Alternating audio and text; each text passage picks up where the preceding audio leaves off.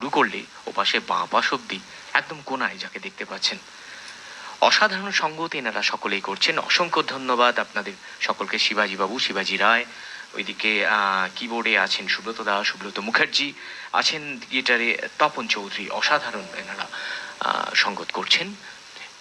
আর তবেই আমাদের এই যাত্রাটা মনোরম হচ্ছে। আপনি কি বলেন? এরা সবাই বেশ ভালো বাজান এবং আমাকে আমার সঙ্গে মাঝে মাঝেই ডাকলেই এদেরকে আমি পাই। আর ওনার যে দাদা দিদি প্রায় স্বর্গীয়, তার কথা না বললেই নয়। আমি অ্যাকচুয়ালি গানটা বললাম প্যাশন আমার। আমি ছোটবেলায় রবীন্দ্রসঙ্গীত একটু ওই পড়াশোনার মাঝে মাঝে পড়া, মানে আমার বাড়িটা পুরো শিক্ষকতা প্রফেশনের সঙ্গে যুক্ত। আপনি কোন বিষয়ের সাথে যুক্ত? ইংরাজি, আমি ইংরাজি শিক্ষিকা।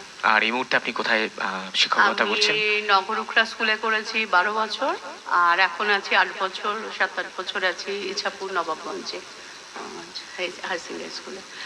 তো মানে গার্লস স্কুল না বয়েজ স্কুল? দুটোই কোয়েড।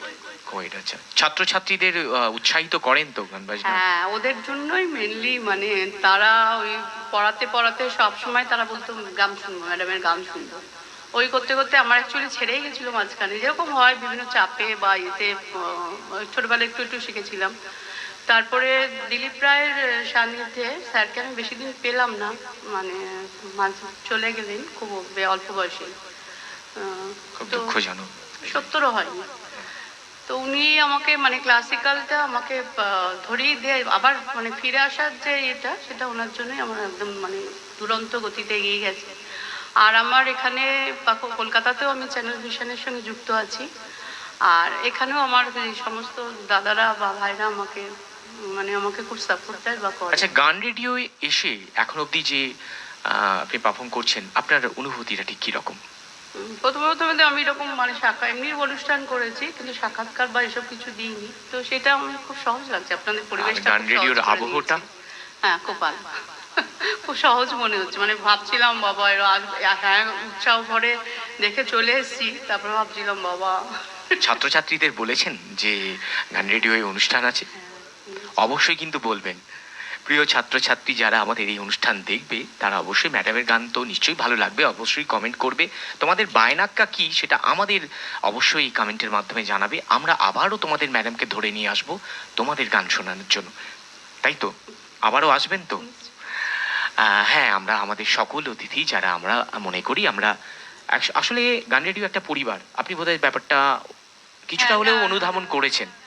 কারণ যাদের দেখতে পাচ্ছেন না, মানে অন্ধকার, আমরা তো আলোতে রয়েছি, আর ঠিক অন্ধকারের মধ্যে যারা রয়েছেন তাদেরকে সবাইকে নিয়ে আমাদের গান রেডিও পরিবার। আমাকে দেখা যাচ্ছে মানে আমি একা গান রেডিও নই, পুরো ব্যাপারটাই একটা টিম গেম, তাই তো?